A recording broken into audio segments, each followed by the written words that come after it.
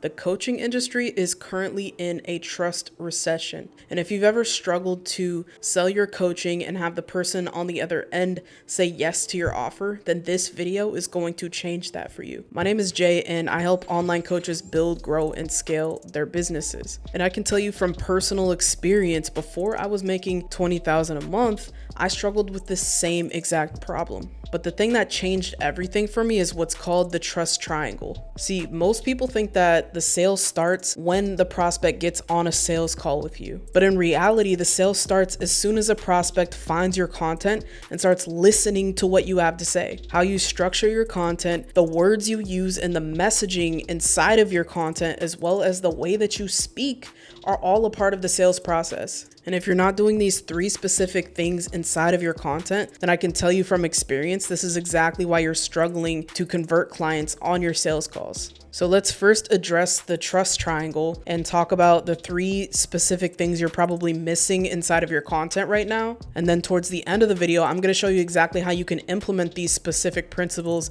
inside of all of your content so you can start hearing more yeses on your sales calls. So the first layer of the trust triangle is being able to connect to your audience's world. Now, when was the last time you had a problem and you went to vent to, let's say, a friend or a family member or your partner about that particular problem, and it was something that they had personally experienced themselves? Did you feel seen and understood? Now, also imagine the opposite end of that. I'm sure you've also experienced a time when you tried to vent to a friend or family member and they had never experienced what it was that you went through, and you just felt like they didn't get it. They just couldn't personally relate, and it made you feel unseen in that moment. Now, that's why being able to connect to your audience's world as a coach is so important. So the first layer of the trust triangle is empathy. That's why it's so important that you as a coach have actually experienced the problems that your target audience is going through right now. Because no one wants to work with someone that has never been through the same experience. They have not been through the trials and tribulations that their audience has been through. They're less likely to want to work with you because of that.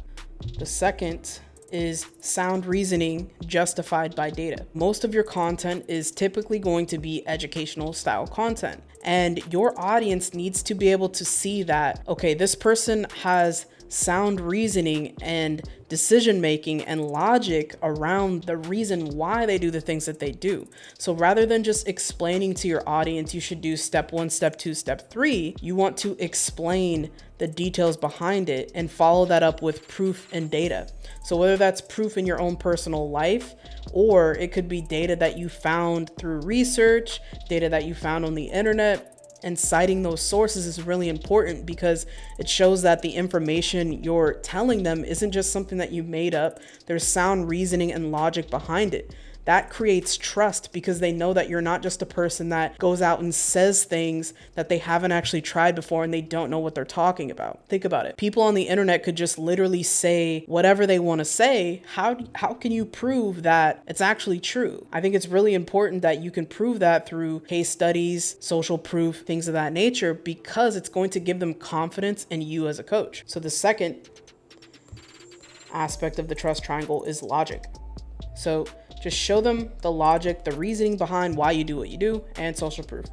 The third layer is showing up as yourself. This is more important than it ever has been in the coaching industry because of the fact that we're in such a trust recession. And on top of that, we're in really, really overcrowded markets at this point. There are so many thousands and thousands of coaches out there. How are you going to separate yourself from them? How are you going to show that you are the right choice for someone to work with based upon who you are? Because if you're not showing them who you are, then you look just like everyone else. And now it makes it more difficult for them to know whether you are the right coach or the wrong coach. This is why I do simple things like swearing in my content. And I know that that sounds kind of weird, but I say certain things in my content, not because it's performative, but because that's just who I am. So I already know if you get offended by those things, you're not the right fit for me and I'm not the right fit for you. So you should probably just go, right? Showing more of who I am, my personality. I'm very direct, I'm very straightforward, I'm very honest, but I'm also hella goofy. And I show all of these things in my content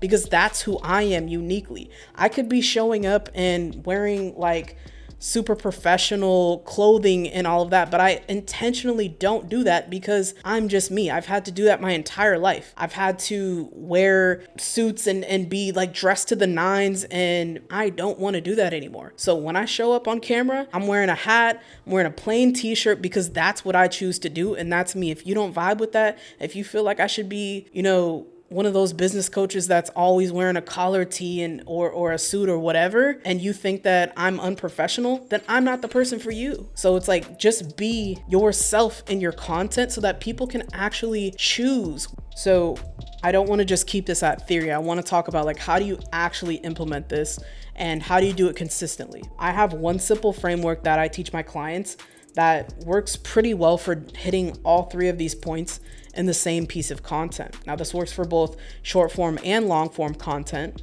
and I'll talk about that in a second. But let's talk about the high level framework first. So, of course, you need a hook whenever you create a piece of content, which is, if it's short form, it's either the first 3 seconds, or if it's long form, usually 30 seconds to a minute. That is your hook. So within your hook, what you're going to do is use storytelling to relate to your audience's pain points. The way that you do this is by seeing the world through their eyes, being here to serve and not sell, because people do not want to be sold to. So, for example, I would say something to my audience like, are you struggling to get clients in your coaching business? And you relate that back to a struggle that you have personally had. So mirroring their pain through your own.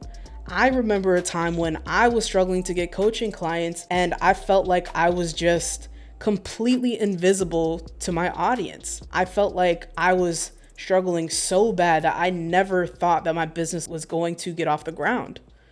And that really sucked because I'm super passionate about what I do. And it also sucked because I was doing work that I really didn't want to do. And I was severely depressed through that process because I hated what I was doing and I didn't see a way out. So I almost felt like I was losing hope, and I can relate to someone who is going through that same struggle. So it's not just talking about the pain point, but it's sharing your own story inside of the pain point as well. So when you're creating a hook, you want to use your own story with the pain point to both empathize, create authenticity, and to mirror their pain for them.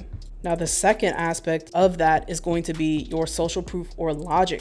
So the second statement that you make in your video should be a statement of social proof, like, this is what I've been able to do for myself, and showing that clearly on the screen, or showing that maybe you've helped your clients do that specific thing.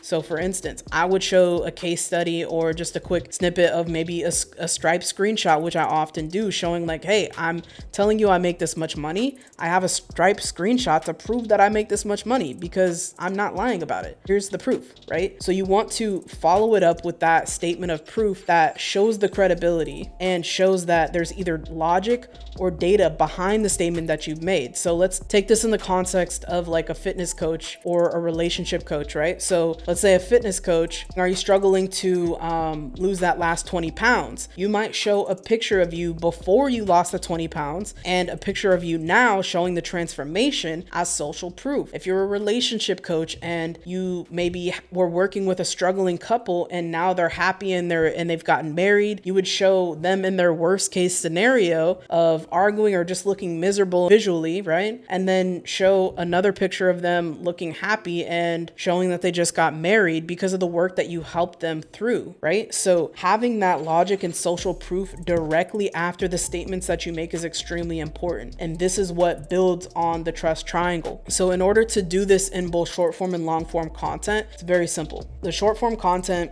is exactly what we just talked about. The only difference for long form content is because long form content is so much longer. Let's say you have a video where you're making 5 different points. For each point that you make in the long form video, you're going to do the same exact thing and go through the same process inside of your video. So you're going to have a hook, and you're going to have a logic or social proof or data statement that proves what you're saying is true. And then you get into the data, and then you get into the information, and then you get into the education, right? So breaking this down, it's just 2 specific things that you need to do to foster that connection with your audience. And if they align with who you are authentically, if you're able to empathize with their problems through what your own experiences have been, and you're able to provide actual proof to back up your claims, I promise you, you're not going to struggle getting clients anymore. So hope this helps. It was just a quick breakdown of the frameworks that I teach my clients in our growth partnership program. And if you want more help growing and scaling your coaching business, I would highly recommend joining my school community. I have free mini courses and resources available to you as well. And you get access to me if you need to ask any questions. The link is in the description. Subscribe to the channel for more content like this.